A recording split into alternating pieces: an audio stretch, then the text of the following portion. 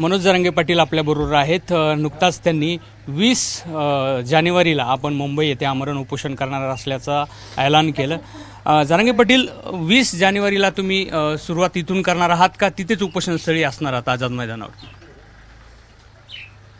उपोषण म्हणजे इथून निघणार आहात पायी 20 जानेवारीला का 20 जानेवारीला तिथेच असाल तुम्ही? 20 जानेवारीला अंतरवालीतून आम्ही निघणार आहे सगळे इथून। मग मध्ये रस्त्यानं सगळे लोक जसं जसं असेल ते सहभागी होत चालणार आहे। अंतरवालीतून सुरुवात करणार आम्ही मुंबईपर्यंत। 9ला सकाळी आम्ही 20ला इथून निघणार जानेवारीला, कारण आता तोपर्यंत वेळ पण पाहिजे समाजाला तयारी करायला, कारण हा लहान विषय नाही आहे। बोलणं खूप सोपं असतं, करताना मोठं निवेदन आहे। उगाच उठायचं ना अरबाळल्यासारखं म्हणायचं चला लगेच उद्या सकाळी जायचं।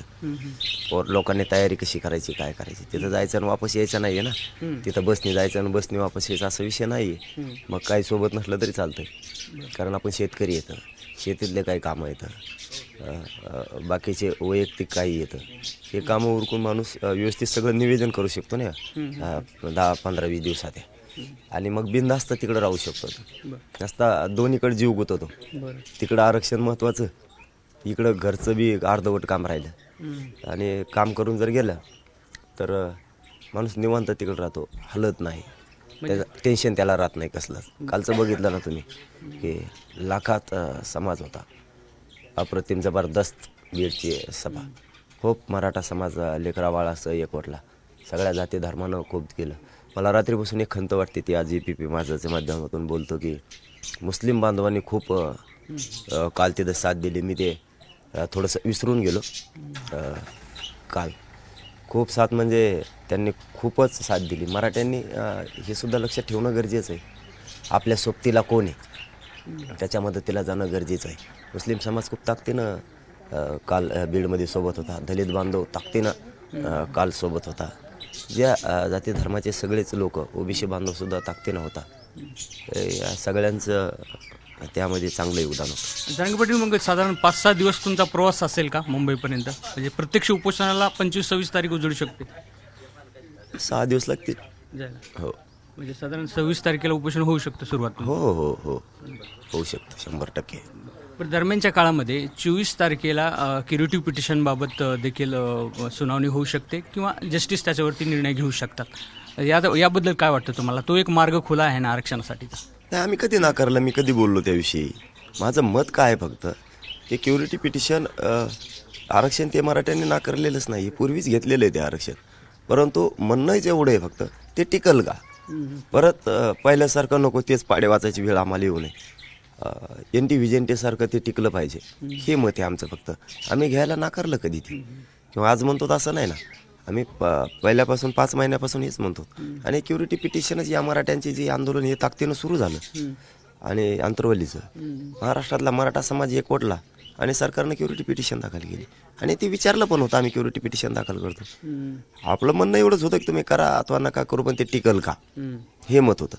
ते टिकणार आहे तर मराठी ते घेणार आहे, तो पण मराठ्यांचाच विजय येते का दुसऱ्याचा नाही आहे कोणाचा, परंतु ते टिकल का हा प्रश्न आहे। म्हणून आमचं म्हणणं आहे, जर आपल्या नोंदी सापडल्या शासकीय तर मग OBC मध्ये मराठा आहे ना, कशाला त्या भानगडीत पडायचं, असं आमचं म्हणणं आहे। मराठा आणि कुणबी एकच आता सिद्ध झालंय। मग ते जर टिकलं तर? नाही, मी काय म्हणलो पुन्हा एकदा सांगतो की आम्ही ते नाकारलेलंच नाही, आम्ही नाही म्हणतच नाही। ते 50%च्या वर गेलं की इंदिरा सानेचं जजमेंट सांगतं की 50%च्या वर गेलं की टिकणारच। ते ओपन कोर्टात जर हिअरिंग झाली तर मग मात्र ते शक्यता आहे टिकण्याचं, मग शक्यता आहे, मग अडचण नाही आहे ना। आम्ही घ्यायला नाही म्हणलो नाही कधी, ते नाकारलंही नाही, नाकारण्याचं कारण बी नाही। ते ओपन कोर्टात जर हिअरिंग झाली, त्या अहवालाचं पुन्हा वाचन झालं, त्यातल्या त्रुटी भोसले समितीनं भरून काढलेल्या आहेत, ते सगळं वाचन झालं तर ते मराठा नाकारण्याचं काही कारणच नाही ना, काही कारण नाही नाकारण्याचं। मग आता सरकार बरोबरची चर्चेची दारं तुम्ही सगळे बंद केलीत का? मग सरकार एखादा प्रस्ताव घेऊन येत असेल तुमच्या 3-4 शब्दापैकी एखादा, तर त्याबाबत काही चर्चाच करणार नाहीत का तुम्ही? नाही, आम्ही कालच सांगितलं ना जाहीर सभेतच की 20 तारखेपर्यंत एकदा अंतरवालीच्या बाहेर पाय टाकला चर्चा बंद। 20 तारखेपर्यंत चर्चा होऊ शकते? हा मार्ग जर निघणार असला, म्हणजे आरक्षण मिळणार असलं तर चर्चेतूनच मार्ग निघतो ना. तोपर्यंत चर्चेला हरकत नाही. कारण मराठा समाजाची परवानगी पण काल घेतलेली की तोपर्यंत चर्चेला तयारी. त्या आम्हाला जायचं काय हौस नाहीये मुंबईला, आरक्षणासाठी जायचं. तुम्ही त्याच्या आत देणार असाल तर मराठ्यांना काय हौस नाही ना तिथं जायची. मराठी इथंच आनंद व्यक्त करतील आणि तुम्हाला डोक्यावर घेऊन नसतील. 22 जानेवारीला राम मंदिराचा भव्य सोहळा देशभरात होणार आहे आणि नेमकं त्याच काळामध्ये तुमचं आंदोलन असणार आहे किंवा त्या अगोदर 20 तारखेपासून जेव्हा तुम्ही इथून निघाल तेव्हा सगळीकडे आपल्याकडे आरक्षणाविषयी असेल, पण एक देशभरातला एक सोहळा असणार आहे. तुम्हाला वाटत नाही सरकार त्याच्यामध्ये व्यस्त असेल, काही इतर कायदे सुव्यवस्थेचे प्रश्न निर्माण होतील? नाही, ते त्यांचा प्रश्न आहे. आमचा प्रश्न आहे शांततेत जाणे आणि आरक्षण मिळवणे. सरकार बिझी राहणार आहे का नाही ते त्यांचा प्रश्न आहे, आमचा नाही. रामाचा सोहळा नाही, त्याबद्दल तर कोणाला दुमत असण्याचं कारणच नाही ना. काही कारण नाही, सगळ्यांचाच आनंद आहे तो. राम मंदिराचा भव्य सोहळा होणार. हा, नाही, आनंद सगळ्यांचा आहे ना, देशवासियांचा आनंद आहे. त्याच्याबद्दल तर कोणाचं आमचंच काय, कोणाचं दुमत असण्याचं काय कारण आहे. आपण तर हिंदू धर्मात वाढलोय ना, काय तसा त्याच्याशी दुमत असण्याचं काय कारण. ते आनंदाचा सोहळा आहे या देशातल्या हिंदू बांधवांचा. पण त्याच वेळेस आपली मागणी लावून धरत आहोत ना आपण. नाही, हे आज नाही आहे ना. हो, हा, हे पूर्वीपासून सुरू आहे ना. बरं. हे काय अचानक केलेलं नाहीये किंवा त्यांचं हे म्हणून इकडून मुद्दाम केलंय असं नाही ना. हे 4-5 महिन्यापासून सुरू आहे लगातार, आणि लगातार सुरूच राहणार आहे. याचा आणि त्याचा संदर्भ नाही जोडता येणार. जरांगे पाटील, ज्याप्रमाणे काल भुजबळांनी टीका केली तुमच्यावरती, अर्थात तुम्ही अनेक वेळा त्यांचं नावही घ्यायचं नाही प्रयत्न असं म्हणत असतात, मात्र ही वारंवार टीका होत असते. तुमच्यावरती स्मरणशक्तीमध्ये गडबड आहे असा देखील त्यांनी आरोप केला तुमच्यावरती. सगळ्या महाराष्ट्राला माहिती आहे, त्याला बी माहिती आहे स्मरणशक्ती कोणाची द्यावी. त्यालाच काही सुचत नाही आपण काय बोलावं. ते झालंय गरबाडे म्हणे, त्याला काही कळतच नाही. मराठी ओबीसी आरक्षणात गेले हे सगळ्यात मोठं दुखणं आहे त्याचं, आणि त्याला ते नको होतं आणि तेच झालं. मराठी आरक्षणात गेले आणि मराठी आरक्षणात गेल्यामुळं सामान्य ओबीसी बांधव, सामान्य धनगर बांधव, सामान्य वंजारी बांधव यांना असं वाटायला लागले त्याला त्यांच्या नोंदी जर सापडल्यात ना मग त्यांना दिलं पाहिजे. हा, नोंदी नसत्या तर ठीक होतं, मग आपल्या आरक्षणात त्यांना आपण येऊ दिलं नसतं. परंतु त्यांच्या जर नोंदी सापडल्यात ते आपल्या आधीपासून आरक्षणात आहेत, त्यांना विरोध का करायचा असं गावखेड्यात चर्चा आहे. त्यामुळं स्मरणशक्ती त्याची ढळली. तुमच्या 12 इंचीची छाती आहे, काही गडबड होईल त्याच्यामुळे तब्येतीची काळजी घ्यायचा सल्ला देखील त्यांनी दिला. अरे तोही किती, आम्ही काय छात्या मोजीत बसलोत का? तुला कोणी सांगितलं छात्या मोजायची? तुला काय, तू का टेलरचा धंदा टाकला का आता? तू माप घेऊन पळायला लागला का आता? आणि तो एक एवढी छाती कशाला गेलता मग मध्ये कांदे खायला? तुला शहाणा आहे तर. इथं आम्ही 12 इंची असू नाही तर 2 इंची असू, 5 काढ्या नाही सगळ्या, फुट्या फेट्या सगळ्या. बाकीचं काय अल्बम बदला आणखीन तर शहाणा होय ना. स्मरणशक्ती तोही ठेप्याला आण. तू योगा फेवगा करी जा रामदेव बाबांकडं इकडं तिकडं जाऊन जरा हान उड्या थोड्या, जरा आले दाला ठेप्याला तू. जरांगे पाटील, आता मुख्यमंत्र्यावरती काही अजिबात विश्वास राहिला नाही का तुमचा आता? नाही, आंदोलक म्हणून सरकारवर विश्वास ठेवावाच लागणार आहे, कोणचंही असो, कारण देणारे ते आहेत. पण आपली आंदोलनापासून आपण ढळलेलो नाही आहेत. आपण आपल्या आंदोलनावर ठाम आहेत, आपण आपल्या समाजाच्या बाजूने आहेत. आपल्या समाजाचे लेकरांसाठी आपण लढतोय आणि समाजाचं लेकरू म्हणून मी सुद्धा लढतोय. मी तमा बाळगीत नाही माझ्या जीवाची समाजापुढं माझ्या जीवाला किंमत पण नाही आणि मी परवा पण करत नाही आणि करणार सुद्धा नाही. जरांगे पाटील, सरकार तुम्हाला अजूनही आग्रह करत होतं वेळ वाढवून देण्याचा. काल बच्चू कडू सुद्धा कदाचित त्याबाबत आग्रही होते, पण असं न ऐकता कदाचित तुम्ही स्वतःहून आता पुढचा वेळ घेतला आहे, किंवा असं म्हणूया आपण की तुम्ही स्वतःहून आता वेळ लांबवलेला आहे. नाही, असं काही संदर्भ काही पण जोडू नका. 1 घंट्याचा सुद्धा वेळ दिलेला नाही. हे लहान आंदोलन नाही भाऊ, विचार करून बघा याचा तुम्ही. समजा मी काल बोललो असतो चला उद्या मुंबईला जायचं, तुम्हाला सांगतो 2 दिवसात सगळ्यांना माघारी यावं लागलं असतं. अचानक गेले असते सगळे. काही तयारी, काही घरची व्यवस्था लावली सोयीला. म्हणजे आम्ही शेतकरी पण आहेत ना, मागचं बी वाटोळं नाही झालं पाहिजे आणि पुढचंही मिळवायचं.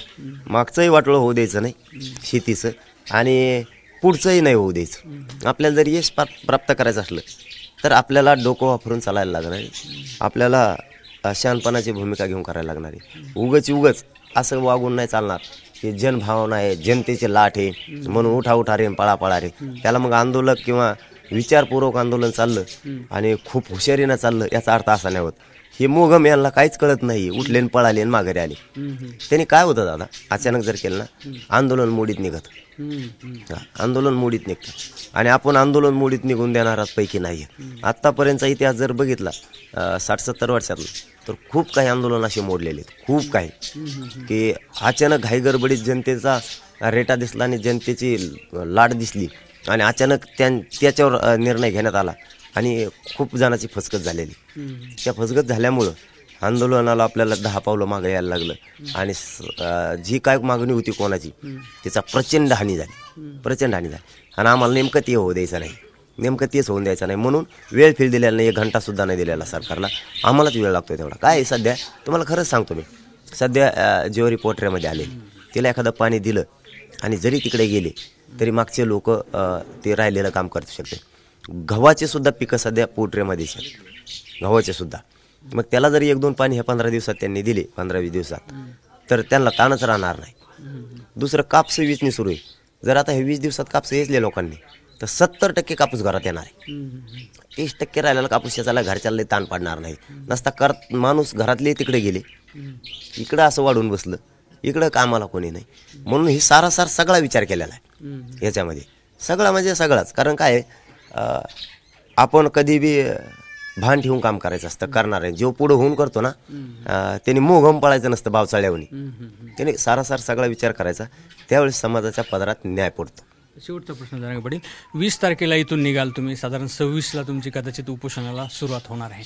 मुंबईसारखं ठिकाण आहे, आपल्यासाठी नवीन आहे कदाचित, पण जेव्हा आंदोलनासाठी सगळे आंदोलक एकत्रित येतील त्यानंतर गर्दी किंवा कायदा सुव्यवस्थेचा प्रश्न या आर्थिक राजधानीमध्ये होऊ शकतो. याची जबाबदारी कोणाची? सरकारची. त्यांनी आम्हाला मिळत असून बी देत नाहीत तर आम्ही काय करणार? शेवटी आम्हाला पण काय मर्यादा आहे, आमच्यावर सुद्धा काही जबाबदारी आहे. आता त्यांच्यावर जबाबदारी, ते डोळे झाकायला लागले, ते त्याचं त्या बोंगाऱ्याचं ऐकत येत आणि मराठ्यावर अन्याय करतात. मग त्याचं ऐकून तुम्हाला जर मराठ्यांचा जोर अन्याय करायचा असला आमच्या पुढे नावीलाज आहे, आम्हाला पर्याय तर शोधायला लागणार आहे. त्यामुळं ती आमची चूक नाही आहे, ती राज्य सरकारची, त्याला आम्ही काय करू शकत नाही. एकूणच या पुढच्या आंदोलनाची जबाबदारी ही सरकारची आहे, मनोज जरांगेंची किंवा स्वतः त्यांची नाही आहे, असा दावा मनोज जरांगे यांनी केलेला आहे. कॅमेरामन धनंजय दानुटेसह रवी मुंडे, ABP माझा, आंतरवली सराटी. ABP माझा, उघडा डोळे बघा नीट.